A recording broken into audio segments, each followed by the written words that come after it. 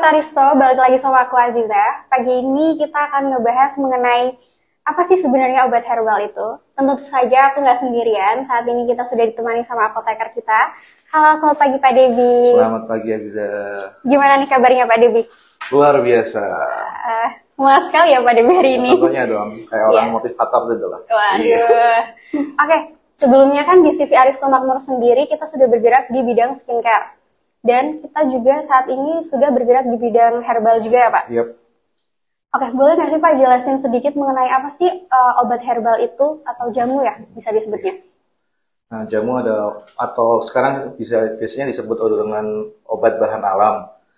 Adalah bahan ramuan bahan atau produk yang berasal dari sumber daya alam berupa tumbuhan, hewan, jasa trenik, mineral, atau bahan lain dari sumber daya alam atau campuran dari bahan tersebut yang telah digunakan secara turun-temurun atau sudah dibuktikan berkhasiat aman dan bermutu, digunakan untuk pemeliharaan kesehatan, peningkatan kesehatan, pencegahan penyakit, pengobatan dan atau pemulihan kesehatan berdasarkan pembuktian secara empiris dan atau ilmiah.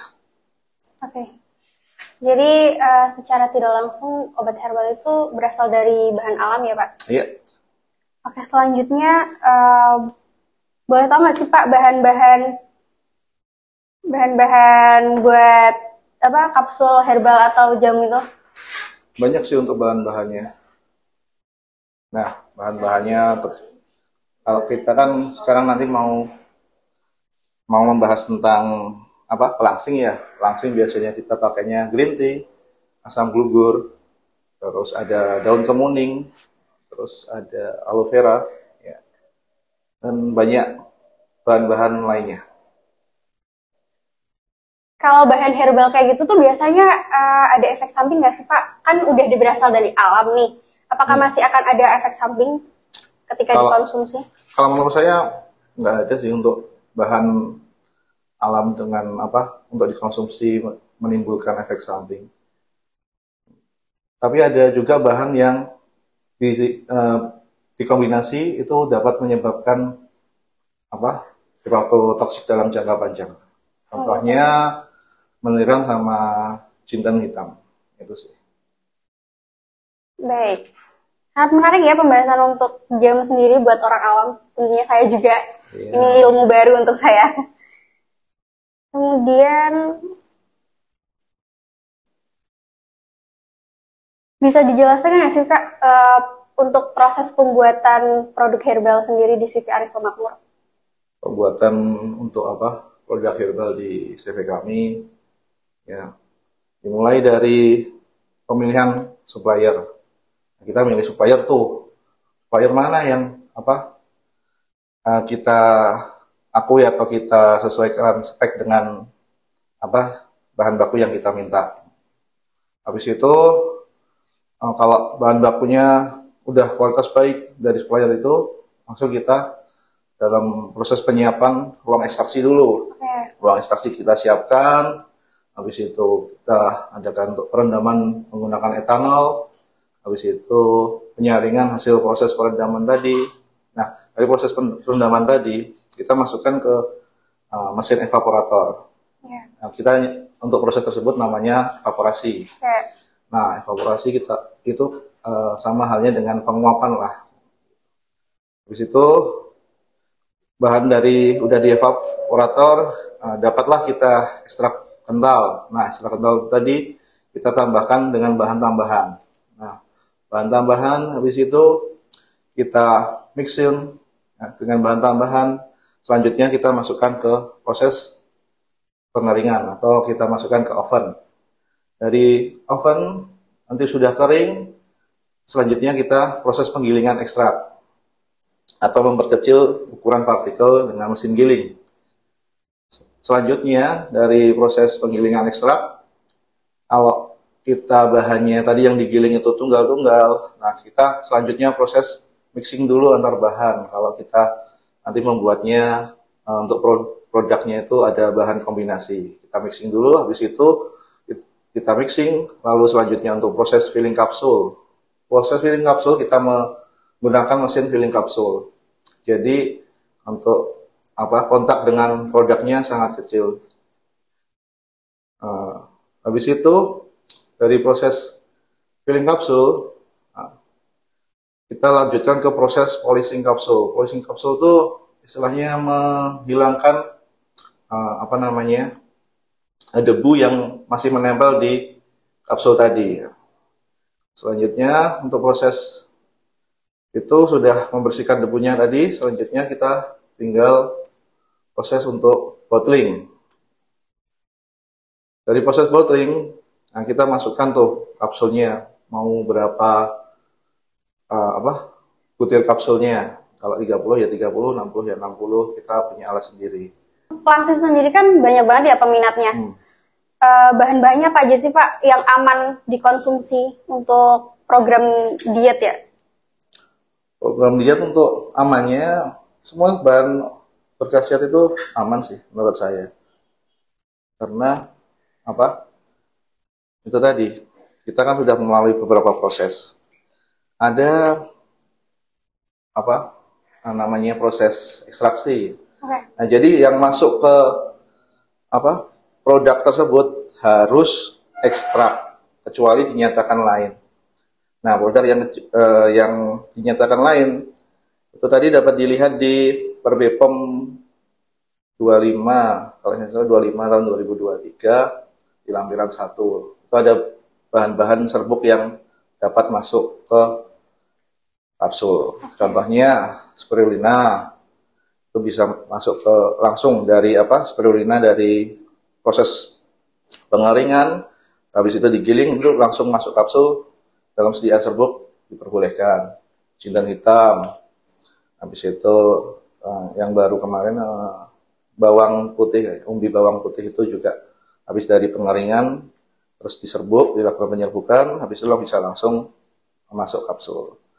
Untuk bahan baku pelangsing tadi yang berkhasiat di tempat kami biasanya itu tadi seperti yang saya jelaskan di awal, kita pakainya green tea, asam glugur, terus daun kemuning, jati Belanda. Kalau nggak salah jati Cina udah bisa masuk ke penurunan lemak tubuh sih. Gitu sih. Kalau efek samping dari obat pelangsing sendiri apa sih Pak?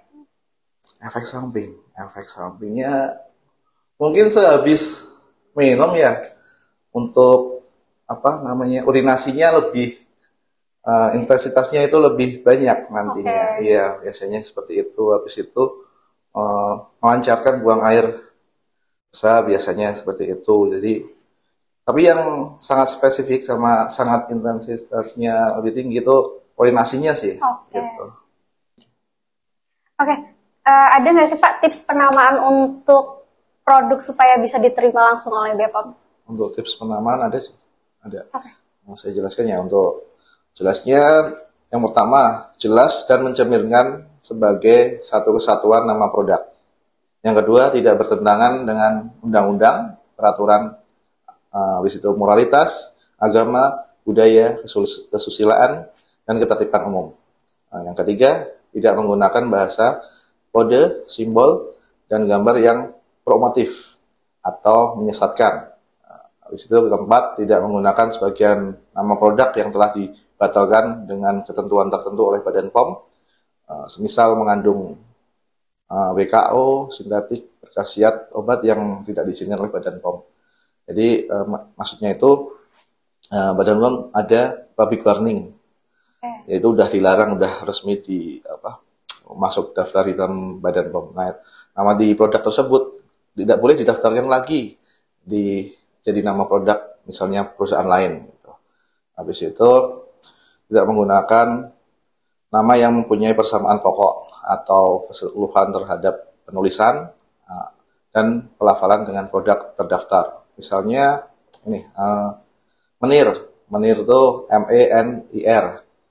Kita daftarnya misalnya daftar lagi namanya Menir juga tapi dengan susunan kata, susunan huruf MENEER itu.